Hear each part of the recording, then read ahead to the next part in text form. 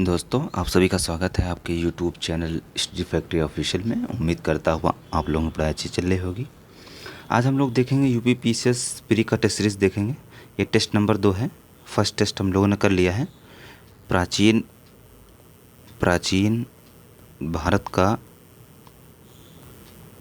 प्राचीन भारत का first test हम लोगों ने कर लिया है। सेकंड टेस्ट है ये मध्यकालीन भारत मेडिवल हिस्ट्री का है। इसमें पूरा 150 क्वेश्चन है। ठीक है, 150 क्वेश्चन है। प्राचीन भारत का आज वीडियो अपलोड कर दिया जाएगा। 150 क्वेश्चन का कंप्लीट इसको पार्ट में कराया गया है 50-50 करके।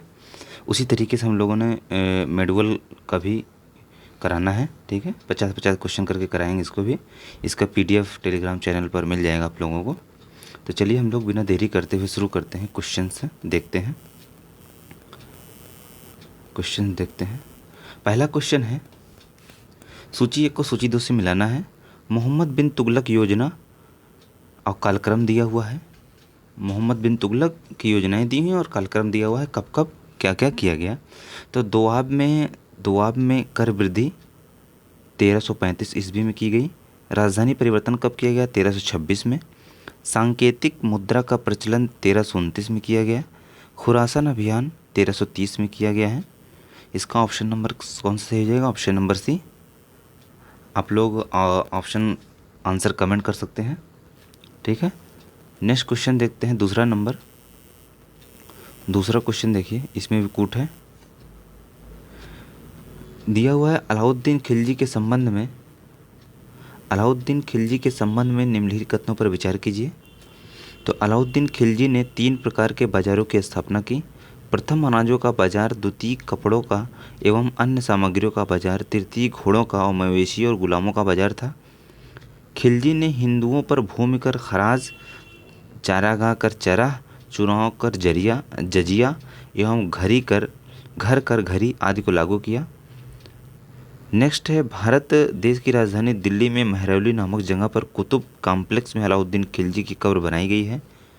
पूछा है, कोड के माध्यम से उत्तर का चयन कीजिए। पहला दूसरा सही है, दूसरा तीसरा सही है, पहला सही है, उपयुक्त में सभी। तो आप लोग कमेंट कर सकते हैं कौन सा आंसर सही होगा। दूसरे का उपयुक्त सभी सही हो जाएगा, ऑप्शन नंबर डी सही हो जाएगा। मतलब पहला भी सही है, दूसरा भी सही है, तीसरा भी सही है। नेक्स्ट क्वेश्चन देखते हैं। तीसरा नंबर देखते हैं। शिवाजी के समय में भूमि राजस्व की दर का उपज कितना भाग थी? तो 1/2 भाग, 1/5 भाग, 1/3 भाग, 1/8 भाग। कितनी भाग थी?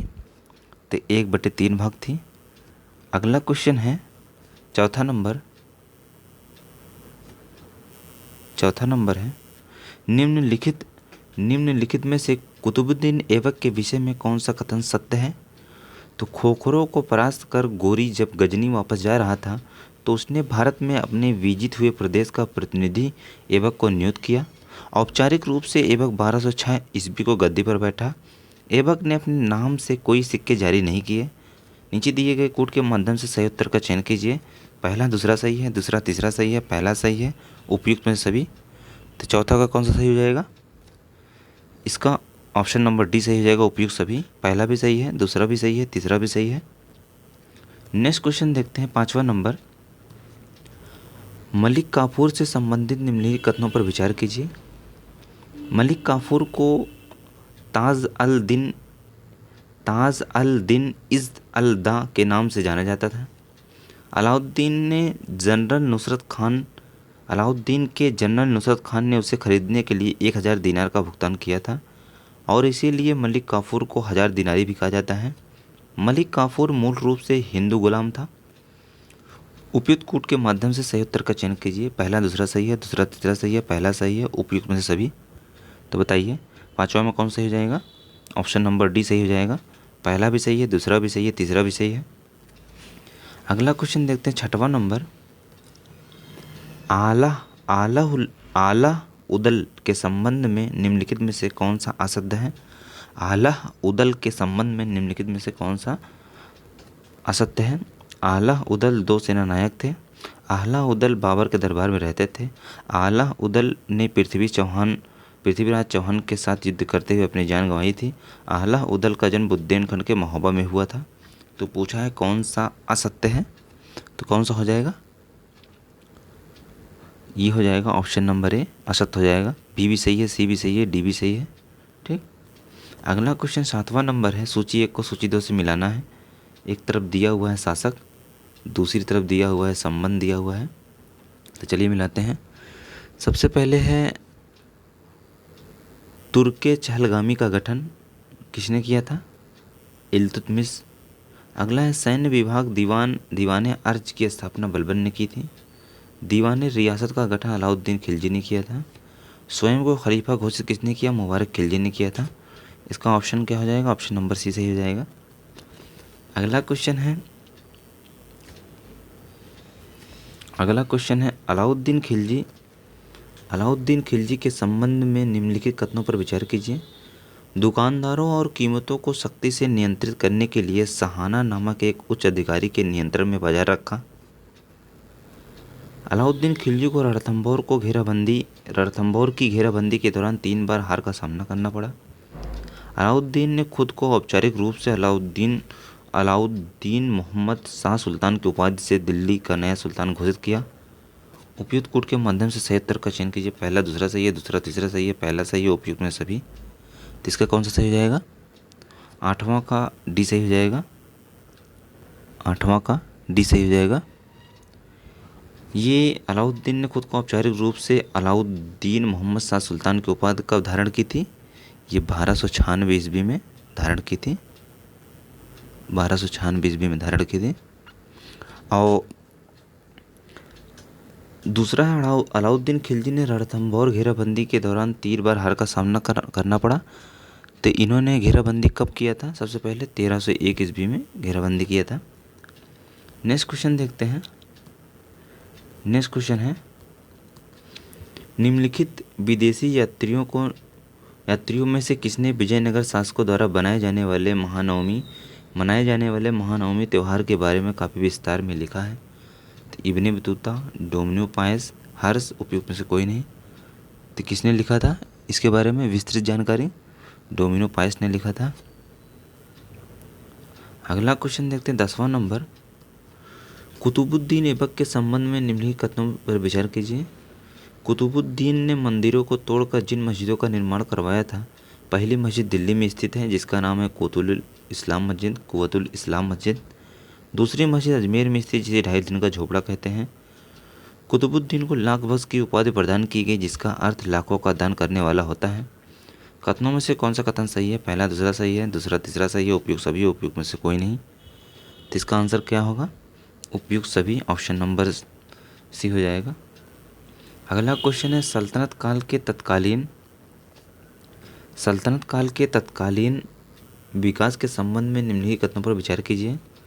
सल्तनत काल में कुओं से सिंचाई के लिए एक नई तकनीकी का विकास हुआ जिसे सकिया या राहट कहा जाता था।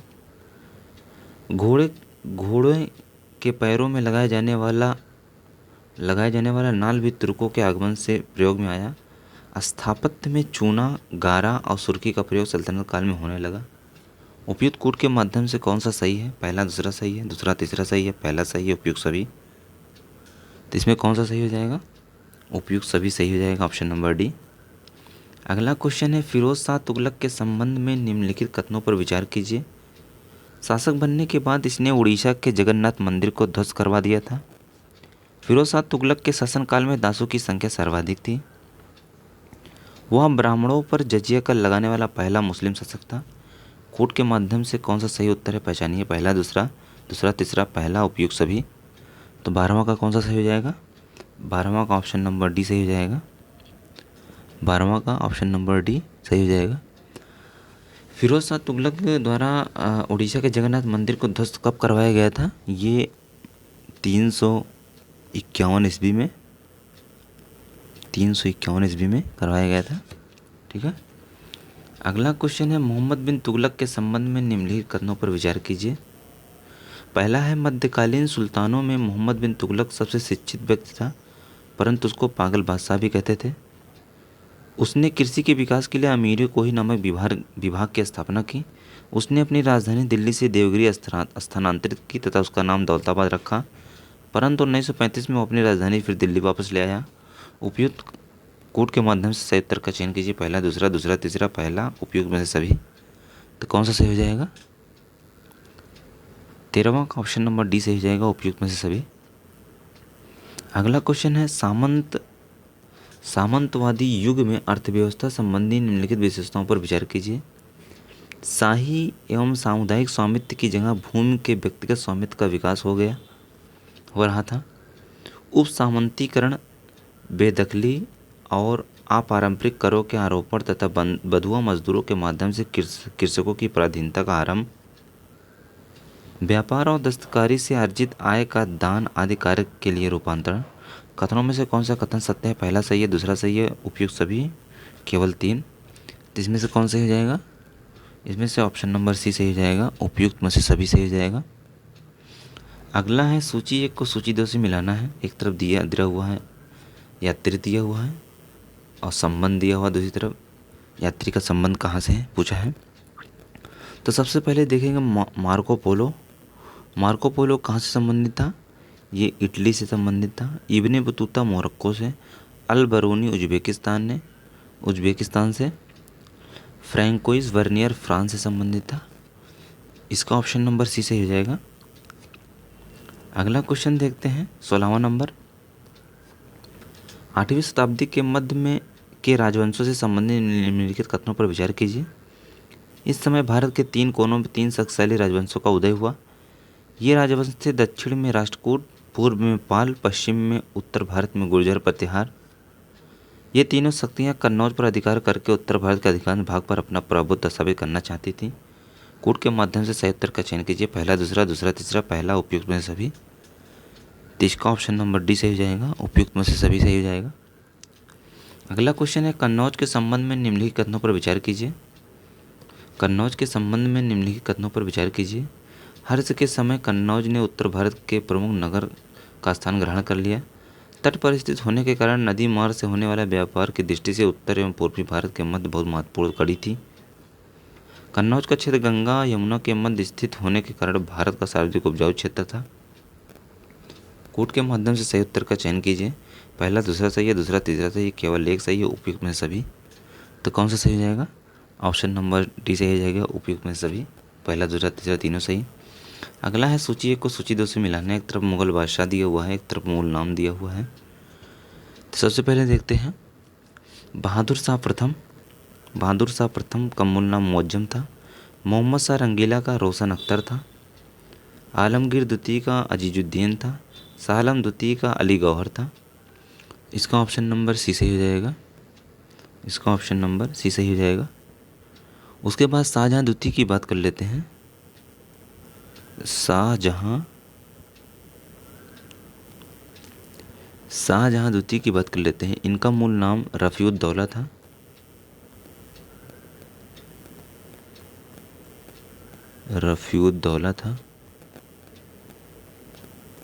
इनका मूल नाम रफ़ीउद्दौला था।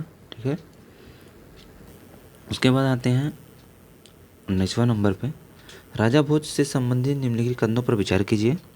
राजा भोज परमार एवं प्रक्रमी सेनानायक था। लगातार युद्ध द्वारा उन्होंने अपने राज्य की सीमा पर्याप्त विस्तृत कर ली थी। उनके साम्राज्य में मालवा खानदेश, बांसवाड़ा, चिली, गोदावरी घाटी का कुछ हिस्सा शामिल था। उन्होंने प्राचीन राजधानी उज्जैन को छोड़कर धार को अपनी राजधानी बनाया। कथनों में से कौन सा सही है? पहला सही है, दूसरा सही है, तीसरा सही है, उपयुक्त में से चारों। इसका कौन सा सही हो जाएगा? ऑप्शन नंबर डी, उपयुक्त में से चारों सही हो जाएगा। अगला क्वेश्चन है बाजार नियंत्रण करने के लिए अलाउद्दीन खिलजी द्वारा बनाए गए जाने वाले नवीन पदों में से असत्य है। साहने मंडी प्रत्येक बाजार में बाजार का अधीक्षक होता था। बरीद बाजार के अंदर घूम कर बाजार का निरीक्षण करता था। मुन्हियान या गुप्तचर गुप्त सूचना प्राप्त करता था। उपयुक्त में से सभी सत्य है। तो कौन सा सही हो जाएगा? ऑप्शन नंबर डी, उपयुक्त में से सभी सही है। अगला क्वेश्चन है मरमर विधि से गोल गुंबद का निर्माण किस शासक द्वारा कराया गया था? कुतुबुद्दीन ऐबक, मोहम्मद आदिल शाह मदुती, महमूद गवा और फिरोज शाह द्वारा। तो किसके द्वारा कराया गया था? ये मोहम्मद आदिल शाह द्वारा कराया गया था, जो बीजापुर में स्थित है गोल गुंबद। ठीक है। अगला है चंदेल वंश के संबंध में निम्नलिखित कथनों पर विचार कीजिए। प्रारंभिक चंदेल शासक वाक्पति जयशक्ति और हर्ष कन्नौज के प्रतिहार सम्राटों के सामंत थे। जयशक्ति के नाम पर ही बुंदेलखंड नाम जोजाग भुगती पड़ा। इस वंश के अधिकांश अभिलेख बांदा जिले उत्तर प्रदेश के कालिंजर तथा मध्य प्रदेश स्थित खजुराहो और महोबा में स्थित हैं मिले हैं। कोड के माध्यम से सही कथन का चयन कीजिए। पहला सही है, दूसरा सही है, तीसरा सही है, उपयुक्त में से सभी। तो कौन सा सही हो जाएगा? उपयुक्त में से सभी सही हो जाएगा। अगला क्वेश्चन है 23वां नंबर। बिग्रा राज चतुर्थ के संबंध में निम्नलिखित कथनों पर विचार कीजिए। उसने गुजरात के कुमारपाल को हराकर अपने पिता का बदला लिया। उसने साम्राज्य में पंजाब, राजपूताना तथा पश्चिमी उत्तर प्रदेश के अधिकांश शामिल थे।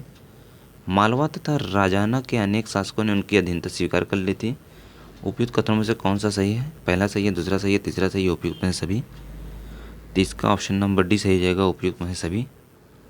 अगला है सूफी मत के संबंध में निम्नलिखित कथनों पर विचार कीजिए। सूफी का अर्थ जो अपनी पवित्र रचनाओं और गीतों के माध्यम से आत्मा और परमात्मा के मिलन की बात करते हैं। सूफी इस्लाम के भीतर एक सुधारवादी आंदोलन के रूप में ईरान से प्रारंभ हुआ।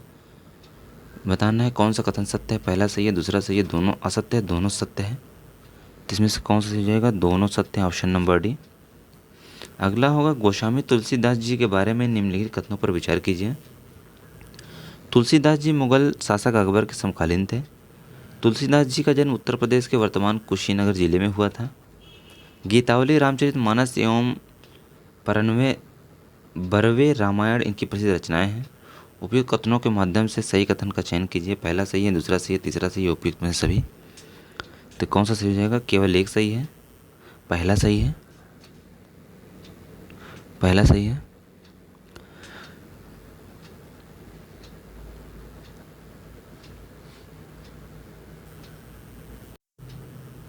सॉरी, इसका ऑप्शन नंबर डी सही हो जाएगा, चारों सही हो जाएगा।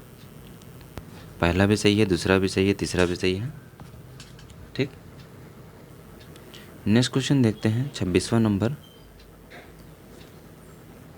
26वां नंबर देखते हैं। निम्नलिखित में से अतारकीन का दरवाज़ा इल्तुतमिश ने किसकी याद में बनवाया था? हमीदुद्दीन नागौरी, इल्तुतमिश, कुतुबुद्दीन रज़िया। तो किसकी याद में बनवाया था?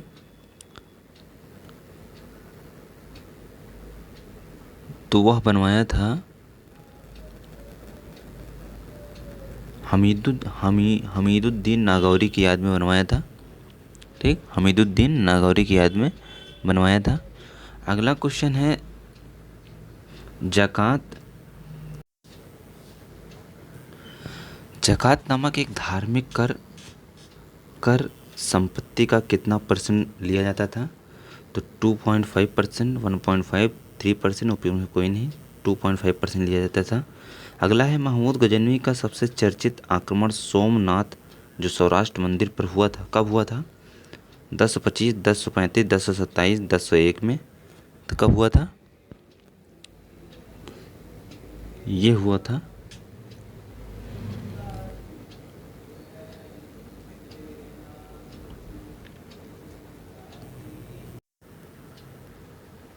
तो कब आक्रमण हुआ था?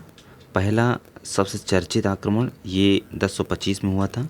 वैसे महमूद गजनवी ने सबसे पहली बार 1001 में आक्रमण किया था। ठीक है। अगला है अपनी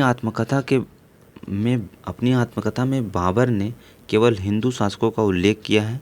उनमें शामिल है बंगाल, मालवा, गुजरात, दिल्ली, बंगाल, मालवा, मेवाड़, विजयनगर, गुजरात, बहमनी। तो कौन कौन शामिल है? इसमें शामिल है मेवाड़ और विजयनगर, ऑप्शन नंबर सी से हो जाएगा। अगला है निम्नलिखित में से जजिया कर किससे लिया जाता था? गैर मुसलमानों से, मुसलमानों से, किसानों से, उपयुक्त में सभी से।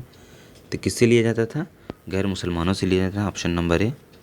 अगला क्वेश्चन है निम्नलिखित में से किसकी मृत्यु पर एक अंग्रेज ने लेख लिखा कि फडणवीस की मृत्यु के बाद मराठों की समझ क्षमता, चतुरता और सूझबूझ का अंत हो गया? शिवाजी, नाना फडणवीस, टीपू, नारायण राव। तो किसकी मृत्यु पर बोला था? नाना फडणवीस की मृत्यु पर बोला था। निम्नलिखित में से सर थॉमस रो दूत के रूप में किसके दरबार में आया? अकबर, शाहजहां, जहांगीर, औरंगजेब। तो किसके दरबार में आया था? वह आया था जहांगीर के दरबार में आया था। ठीक, जहांगीर के दरबार में आया था। अगला क्वेश्चन है, और कब आया था ये भी देख लो, 1615 ईस्वी में आया था। ठीक है, 1615 ईस्वी में आया था। अगला क्वेश्चन है 33वां नंबर, निम्नलिखित में से पैगोडा तथा हूण क्या है? विजयनगर तथा बहमनी की मुद्रा, विजयनगर तथा बहमनी के किले, विजयनगर तथा बहमनी के शासक, विजयनगर तथा बहमनी की महारानी। पैगोडा और हूण क्या है?